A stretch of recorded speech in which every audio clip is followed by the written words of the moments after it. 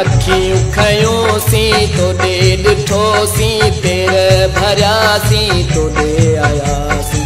अखियूं खयोंसी तोॾे ॾिठोसीं पेर भरियासीं तोॾे आयासीं। पढ़ण लॻासीं शाह खे पढ़ियोसीं लिखण लॻासीं तोते लिखियोसीं। पढ़ण लॻासीं शाह खे पढ़ियोसीं लिखण लॻासीं तोते लिखियोसीं। अखियूं खयोंसीं तोॾे ॾिठोसीं पेर भरियासीं तोॾे आयासीं। अखियूं खयोंसीं तोॾे ॾिठोसीं पेर भरियासीं तोॾे आयासीं। अखियूं खयोंसीं तोॾे ॾिठोसीं पेर भरियासीं तोॾे आयासीं।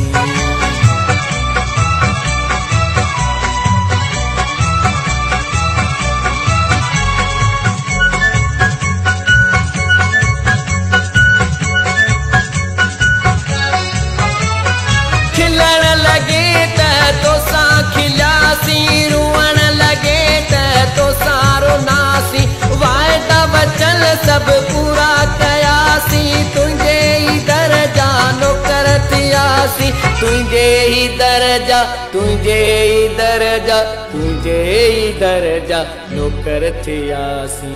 अखियूं खयोंसीं तोॾे ॾिठोसीं पेर भरियासीं तोॾे आयासीं।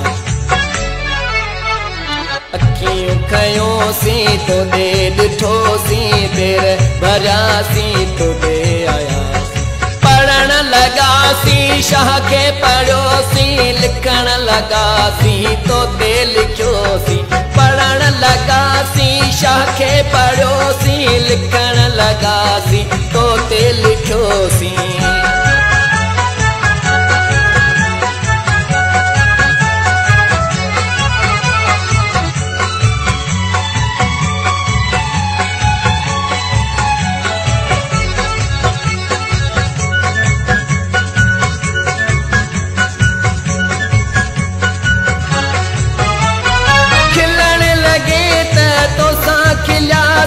रुअण लॻे त तोसां रुनासीं।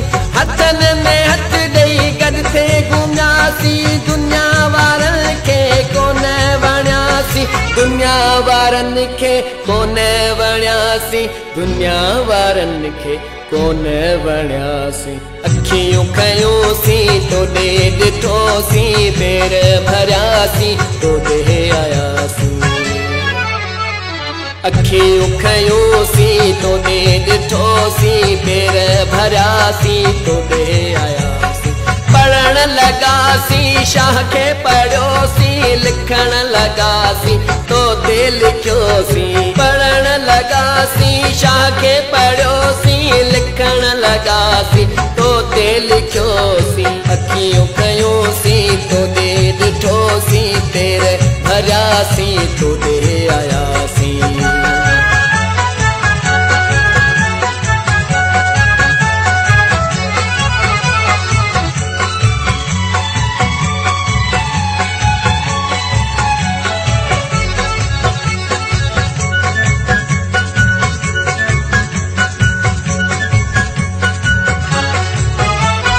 मोहब हुयासे मटिजी विया, सजण हुयासे दुश्मन थिया। जोखे ज़फ़र जा नाज़ हुया, जोखे शराफ़त नाज़ खया। मुंहिंजे दुखनि जा बार खया, भाइर मुंहिंजा यार थिया। अखियूं खयोंसीं तोॾे ॾिठोसीं पेर भरियासीं तोॾे आयासीं। अखियूं खयोंसीं तोॾे ॾिठोसीं